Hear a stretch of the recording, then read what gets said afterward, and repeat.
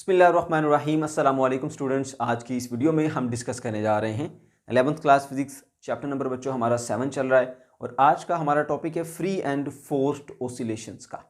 बच्चों ये एक इम्पॉर्टेंट टॉपिक इसलिए मैं कहूँगा क्योंकि इसकी बेस पे आप दो नए कंसेप्ट, एक रेजोनेंस का और दूसरा डैम्पिंग ऑसिलेशंस का कंसेप्ट आप सीखेंगे और ये खुद भी एज अ शॉर्ट पेपर में पूछा जा सकता है, इसलिए इसको बहुत अच्छे तरीके से आप अंडरस्टैंड कर लीजिए। ओके चलिए स्टार्ट करते हैं जी फ्री ऑसिलेशंस से। फ्री ऑसिलेशंस क्या होती है बच्चों? आपने इससे पहले डिटेल में सीखा था ऑसिलेशंस के बारे में इस चैप्टर के अंदर, ठीक है। ऑसिलेशन में एक बॉडी क्या कर रही है, वाइब्रेट कर रही है अबाउट द मीन पोजीशंस, कुछ ऑसिलेशंस परफॉर्म कर रही है।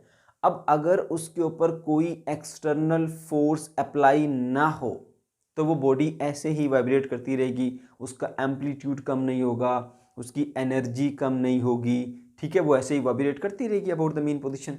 तो हम कहेंगे ये बॉडी फ्रीली ऑसिलेट कर रही है। अब यहाँ पर एक्सटर्नल फोर्स का मतलब क्या है? एक आपकी अप्लाइड फोर्स, ठीक है, और दूसरी क्या होती है यहाँ पर कोई भी रेजिस्टिव फोर्स हो सकती है, एयर रेजिस्टेंस की फोर्स हो सकती है, ठीक है। ये दो चीज़ें ये उसके ऊपर अप्लाई नहीं होनी चाहिए, तो वो बॉडी ऐसे ही ऑसिलेट करती रहेगी, ऐसे ही वाइब्रेट करती रहेगी। अब मैं आपको एक छोटी सी एग्जांपल से समझाता हूँ। आपने एक पेंडुलम ले लिया, फर्स्ट कर लें, उसको आपने यहाँ से यहाँ तक डिस्टर्ब कर दिया, उसके बाद छोड़ दिया।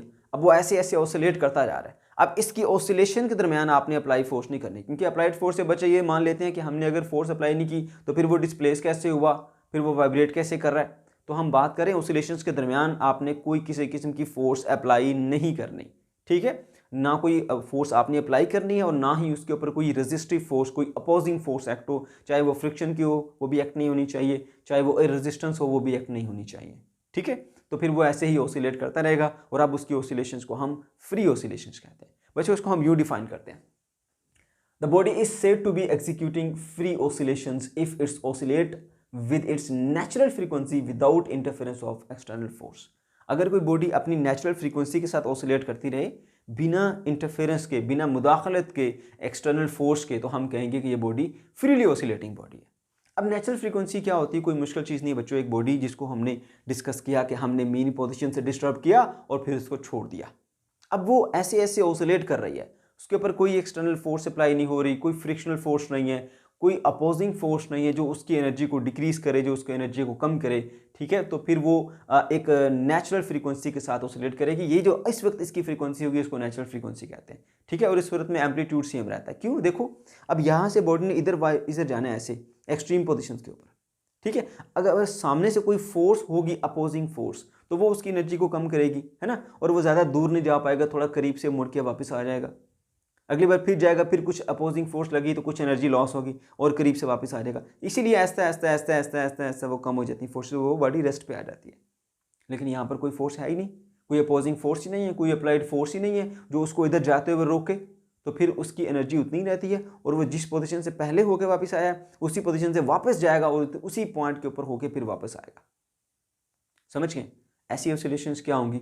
Free oscillations.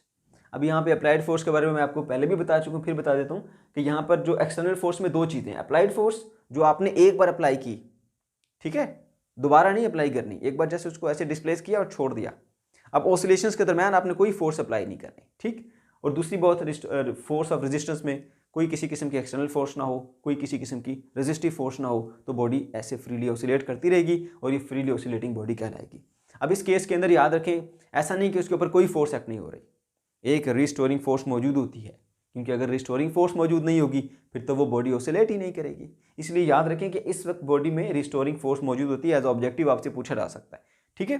तो रिस्टोरिंग फोर्स वो वाहिद फोर्स है जो इस वक्त इस बॉडी के अंदर मौजूद है, इसके अलावा कोई एक्सटर्नल फोर्स मौजूद नहीं होती, ठीक है। सेकेंडली इस केस के अंदर याद रखो एम्पलीट्यूड जो है वो बॉडी का, सॉरी जो ऑसिलेशंस का एम्पलीट्यूड है वो सेम रहता है। यानी बॉडी ऐसे ऐसे ऑसिलेट कर रही है ना, तो मीन पोजीशन से वो जितना मैक्सिमम दूर गई है हर बार उतना दूर जाएगी, क्योंकि कोई अपोजिंग फोर्स तो है नहीं जो उसको रोकेगी, इसलिए एम्पलीट्यूड इसका सेम रहता है। एनर्जी कॉन्स्टेंट रहती है। एनर्जी के लिए आपने इससे पहले एक कंसेप्ट सीखा था, एनर्जी इज इक्वल्स टू क्या थी हमारे पास, 1/2 के एक्स नाट का स्केयर था, ठीक है, के एक्स नाट का स्केयर, ये एनर्जी थी। अब यहाँ पर ये एक्स नाट क्या है ना, ये वाला ये था displacement from the main position.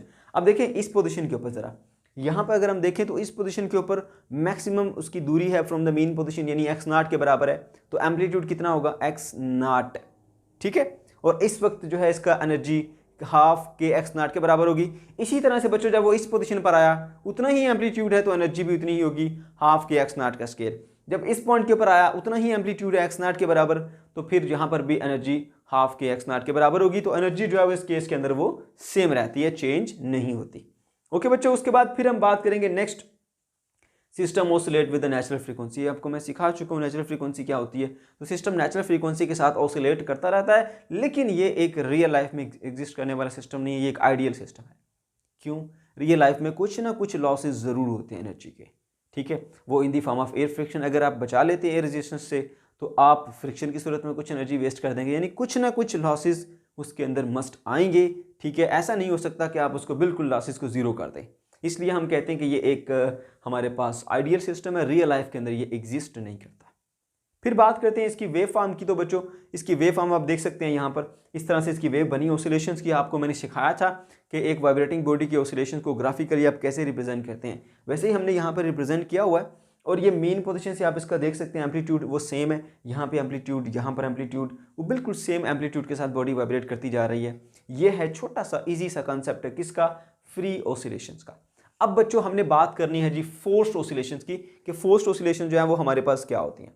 देखिए इसके नाम से जाहिर है, अब जो बॉडी एक ऑसिलेट कर रही है उसके ऊपर कोई एक्सटर्नल फोर्स अप्लाई होगी, तो एक्सटर्नल फोर्स के अंडर जो हमारे पास होती हैं ऑसिलेशंस उसको हम बोलते हैं फोर्स्ड ऑसिलेशन।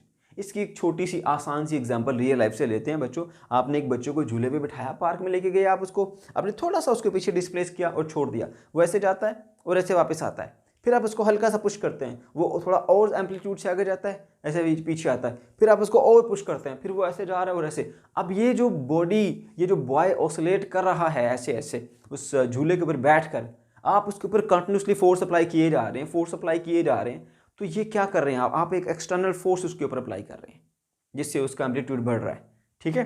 तो यहाँ पर ये बॉडी ऑसिलेट तो कर रही है लेकिन under the action of external force कर रही है। ये आपने एक्सटर्नल फोर्स लगाई, ठीक है, जिसकी वजह से वो ऐसे ऐसे बॉडी ऐसे ऐसे ऑसिलेट करती जा रही है। तो ये एग्जांपल हो सकती है हमारे पास फोर्स्ड ऑसिलेशंस की, ठीक है। इसके अलावा एक और एग्जांपल लेता हूँ। एक mass attach to spring system को ऐसे हाथ में पकड़ लें, उसका स्प्रिंग सिस्टम है, नीचे मैस को ऐसे खींचे और छोड़े, मैस ऐसे ऐसे वाइब्रेट कर रहा होगा, ऐसे ऐसे ऑसिलेट करेगा ऐसे ऐसे।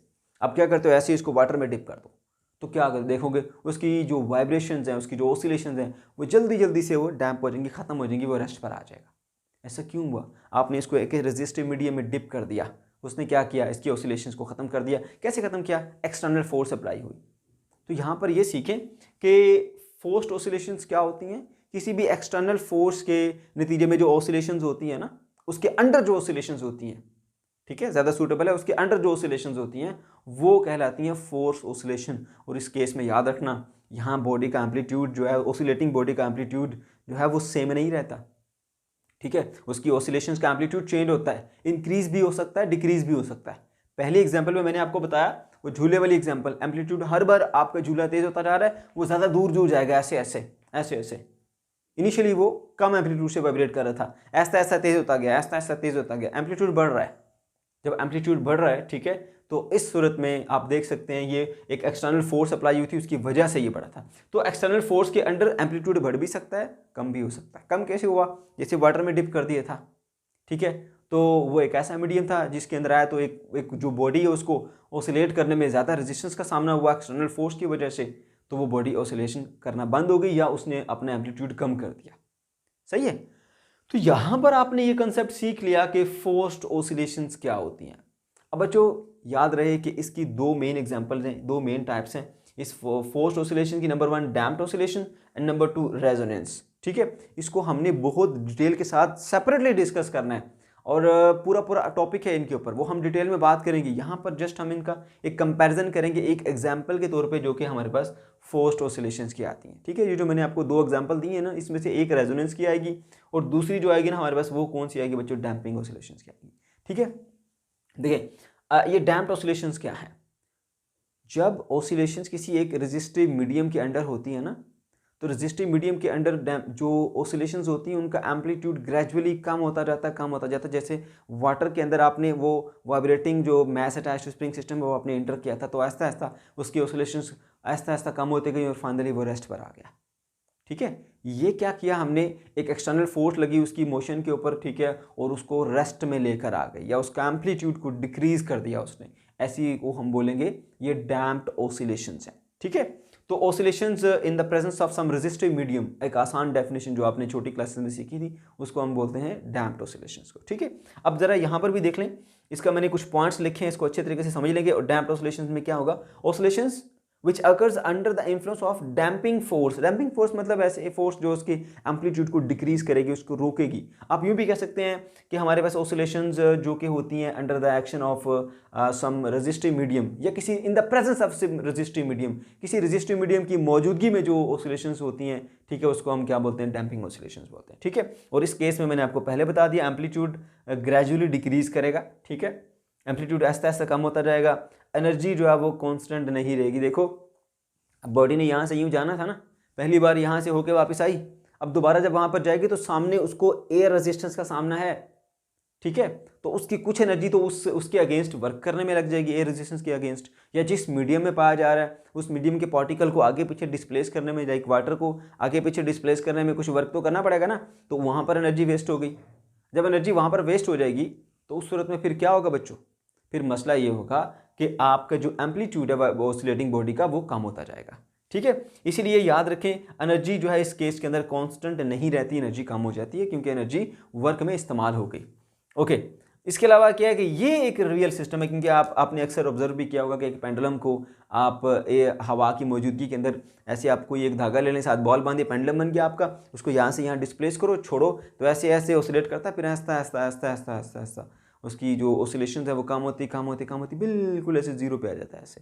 ठीक है ना, तो यहाँ पर उसकी सारी की सारी ऑसिलेशंस डैम्प होंगी। किस वजह से, एयर रेजिस्टेंस थी जो उसके ऊपर अप्लाई हो रही थी वो इधर को मूव करता है, उसके अंदर जितनी एनर्जी थी उसका कुछ हिस्सा तो एयर रेजिस्टेंस के अगेंस्ट वर्क करने में लग जाता है।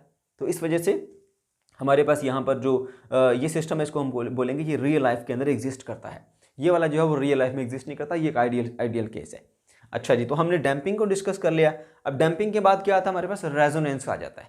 ठीक है, अब बच्चों मैंने आपको बताया ना बॉडी की नेचुरल फ्रीक्वेंसी क्या होती है, यानी जब उसके ऊपर कोई भी एक्सटर्नल फोर्स अप्लाई कर रही हो उस वक्त जो बॉडी ऐसे ऑसिलेट कर रही होती है विद द सेम एम्पलीट्यूड, उस वक्त जो उसकी फ्रीक्वेंसी होती है उसको नेचुरल फ्रीक्वेंसी कहते हैं। अब आपकी एक फोर्स है जो आप अप्लाई कर रहे हो, पहली बात तो ये वो फोर्स पीरियोडिक होनी चाहिए, यानी एक फिक्स टाइम के बाद रिपीट होनी चाहिए। ठीक है, अगर आपकी पीरियोडिक फोर्स की फ्रीक्वेंसी और इसकी ये जो नेचुरल फ्रीक्वेंसी है वो दोनों मैच कर जाती हैं, इक्वल हो जाती हैं, या फिर ऐसा हो जाए कि आपकी जो फोर्स अप्लाई करने की फ्रीक्वेंसी है, ठीक है, वो और जो बॉडी की ऑसिलेटिंग फ्रीक्वेंसी नेचुरल फ्रीक्वेंसी है वो इंटीग्रल मल्टीपल हो उसका, तो फिर भी हम कहते हैं कि यहाँ पर रेजोनेंस का फिनोमेना हो जाएगा। मैं दोनों डिटेल से बताता हूँ। पहली बात ये फ्रीक्वेंसी मैच करने का वाकई ऐसा कुछ होता है कि नहीं होता। देखिए झूला जिसको आपने यहाँ से थोड़ा सा डिस्प्लेस करने के बाद छोड़ा, यहाँ से यूँ जाता है और फिर ये वापस आता है, उसने एक वाइब्रेशन कंप्लीट की, आपने दोबारा उसी टाइम पे इसके ऊपर फोर्स लगा दी है। ठीक है, फिर वो यूँ जाता है, फिर यूँ आता है, दूसरी वाइब्रेशन कंप्लीट की, आपने भी उतने टाइम के बाद इसके ऊपर यूँ फोर्स लगा दी, ऐसे वो और तेज हो जाता है, फिर यहाँ से वापस आता है, फिर उतने टाइम के बाद आपने फोर्स लगा दी, फिर एक और वाइब्रेशन हुई और ऐसे फिर आया, फिर आपने उतने टाइम के बाद फोर्स लगा दी ऐसे। अब आप क्या कर रहे हो, एक आपकी फोर्स अप्लाई करने की फ्रीक्वेंसी है, एक उसकी ऑसिलेट करने की फ्रीक्वेंसी है, वो दोनों मैच कर रही हैं। तो ऐसा ऐसा क्या होगा, झूला तेज और तेज और तेज और तेज, ऐसे सही ज़्यादा एम्पलीट्यूड के साथ ऐसे ऐसे वाइब्रेट करेगा। ये क्या हो रहा है, यहाँ पर दो फ्रीक्वेंसीज मैच कर गई हैं जिसकी वजह से एम्पलीट्यूड इंक्रीज कर गया, एक ऑसिलेटिंग बॉडी की फ्रीक्वेंसी और एक आपकी फोर्स अप्लाई करने की फ्रीक्वेंसी है ना। तो उससे क्या होगा, उससे ये होगा बॉडी का एम्पलीट्यूड, ऑसिलेटिंग बॉडी का एम्पलीट्यूड बढ़ता रहेगा बढ़ता रहेगा बढ़ता रहेगा, और इस फिनोमेना को हम रेजोनेंस कहते हैं। डिटेल से डिस्कस करेंगे इससे नेक्स्ट वीडियो के अंदर। ठीक है, अच्छा तो हमने यहाँ पर देख लिया कि आपकी फोर्स अप्लाई करने वाली फ्रीक्वेंसी, ये जो पीरियोडिक फोर्स आप अप्लाई कर रहे हैं, ठीक है, ख़ास टाइम के बाद अप्लाई कर रहे हैं, ठीक है, वो और जो नेचुरल फ्रीक्वेंसी है बॉडी की वो मैच कर जाएंगी तो एम्पलीट्यूड बढ़ेगा। लेकिन अगर ये मैच ना करे ना तो फिर आप जरा देखो ये एम्पलीट्यूड जो है वो उसका इंक्रीज नहीं होगा बल्कि डिक्रीज हो जाएगा। कैसे, देखो अब बॉडी यहाँ से यूँ जा रही है ऐसे, अब वो यहाँ पर अभी पहुँचा ही नहीं, अब उससे पहले जाके उसको फोर्स लगा दो तो वो बजाय एम्पलीट्यूड बढ़ाने के एम्पलीट्यूड कम हो जाएगा। एम्पलीट्यूड बढ़ेगा तब जब वो एक वाइब्रेशन कंप्लीट करके यहां पर आई, आप उस टाइम इस पर फोर्स लगाओ। अगर उससे पहले आपने फोर्स लगा दी इधर से ही, तो अब उसका एम्पलीट्यूड इंक्रीज नहीं होने वाला। आप ये ट्राई कर सकते हैं, या बंदा ही गिर जाएगा। ठीक है, तो इससे क्या होता है जी, उसका एम्पलीट्यूड डिक्रीज हो जाता है। तो एम्पलीट्यूड इंक्रीज तभी होता है जब आपकी फ्रीक्वेंसी फोर्स अप्लाई करने की और उसकी ऑसिलेटिंग फ्रीक्वेंसी मैच कर जाती है। ओके, तो बच्चों उम्मीद है आपको ये समझ में आ गया होगा, छोटा सा कंसेप्ट है। फिर इंटीग्रल मल्टीपल क्या होता है, अब देखें। मतलब उसकी फ्रीक्वेंसी है अगर लेट्स सपोज 5 हर्ट्ज, आपकी फ्रीक्वेंसी कितनी है 10 हर्ट्ज। अब ये 10 इंटीग्रल मल्टीपल है, यानी 2 टाइम ऑफ 5। ठीक है, अगर आपकी फ्रीक्वेंसी होती 15 तो भी इंटीग्रल मल्टीपल होती 3 टाइम ऑफ 5। आपकी फ्रीक्वेंसी होती 20 तो भी इंटीग्रल मल्टीपल होती क्या होती 4 टाइम ऑफ 5। ठीक है, तो अगर आपकी अप्लाइड फ्रीक्वेंसी और उसकी जो फ्रीक्वेंसी है वो इंटीग्रल मल्टीपल हों, तब भी यहाँ पर जो है वो रेजोनेंस का फिनोमेना होगा। अब रेजोनेंस के फिनोमेना में क्या क्या होता है, जरा उसकी कुछ डिटेल सुन लें। Oscillations occurs under the action of external periodic force. यहाँ पर रेजोनेंस का फिनोमेना कब होगा, जब एक्सटर्नल फोर्स हो, ठीक है, वो पीरियोडिक हो। और दूसरी अहम बात, यहाँ पर उसकी फ्रीक्वेंसी जो बॉडी की जो नेचुरल फ्रीक्वेंसी के साथ जो है वो एक्सटर्नल फ्रीक्वेंसी मैच करनी चाहिए, या फिर उसका इंटीग्रल मल्टीपल होना चाहिए। ठीक है, जो अप्लाइड फोर्स की फ्रीक्वेंसी है, ये पीरियोडिक फोर्स आपने कह रहे हैं उसकी फ्रीक्वेंसी, या periodic frequency, that should be the integral multiple of natural frequency of the body. Okay, उसके अलावा एम्पलीट्यूड इस केस के अंदर ग्रेजुअली इंक्रीज करता है। जैसे मैंने झूले की एग्जांपल दी, ऐसा ऐसा ऐसा ऐसा झूला तेज होता जा रहा है, ठीक है, ऐसे ऐसे, तो एम्पलीट्यूड जो है वो उसका इंक्रीज करता जा रहा है। एनर्जी इस केस में भी कांस्टेंट नहीं रहती। आप देखिए एनर्जी कॉन्टिन्यूसली जो है वो उसमें आप फोर्स अप्लाई किए जा रहे हैं, उसकी एम्पलीट्यूड बढ़ती जा रही है, तो एनर्जी बढ़ती जाएगी। इसका जो ग्राफिकल है वो आप देख सकते हैं, इसका एम्पलीट्यूड ऐसे ऐसे ऐसे ऐसे इंक्रीज कर रहा है। जबकि डैम्पिंग में क्या हुआ था, उसका एम्पलीट्यूड ग्रेजुअली ऐसे ऐसे ऐसे ऐसे डिक्रीज करता जा रहा है, डिक्रीज करता जा रहा है, और फाइनली बॉडी रेस्ट पर आ जाती है। उसका एम्पलीट्यूड ऐसे इंक्रीज करता जाता है ऐसे। ठीक है, तो इसके अंदर जो एनर्जी है वो भी कांस्टेंट नहीं रहेगी। जैसे इसमें एनर्जी कांस्टेंट नहीं थी, इसमें एनर्जी कम होती है, इसमें एनर्जी इंक्रीज हो जाती है। ठीक है, और ये भी हमारा रियल केस है, ये भी रियल लाइफ के अंदर आप ऑब्जर्व कर सकते हैं। ठीक है, क्योंकि ये रियल टाइम में होता है। आपको मैंने झूले की एग्जांपल दी, वो रियल लाइफ से एग्जांपल दी ना आपको, तो ये भी हमारा रियल केस है, ये भी हमारा रियल केस है, और ये रहा हमारा आइडियल केस। तो तीनों केसेस में बच्चों आपने सीख लिया। यहाँ पर जो डिफरेंस था वो क्या था, कि आप देख सकते हैं बच्चों, यहाँ पर जो ये वाली हमारी थी ऑसिलेशंस, उसमें एम्पलीट्यूड सेम रहा, ठीक है, एनर्जी सेम रही। यहाँ पर एम्पलीट्यूड डिक्रीज हुआ, एनर्जी कम हो गई। यहाँ पे एम्पलीट्यूड इंक्रीज हुआ, एनर्जी जो है वो सिस्टम की इंक्रीज होती गई, क्योंकि कंटिन्यूसली आप उसके ऊपर जो है वो फोर्स लगाते जा रहे हो। ठीक है, तो ये था बच्चों हमारा आज का टॉपिक। अगर आपको कोई भी कन्फ्यूजन है, किसी किस्म का कोई कंसेप्ट है जो समझ में ना आया हो, तो आप कमेंट सेक्शन के अंदर ज़रूर पूछ सकते हैं। इसके अलावा बच्चों हमने इसके ऊपर डिटेल से बात करनी है, डैम्पिंग ऑसिलेशंस की और रेजोनेंस की, एक अलग अलग टॉपिक बनाएंगे और उसके ऊपर डिटेल में हम बात करेंगे। अल्लाह हाफिज़।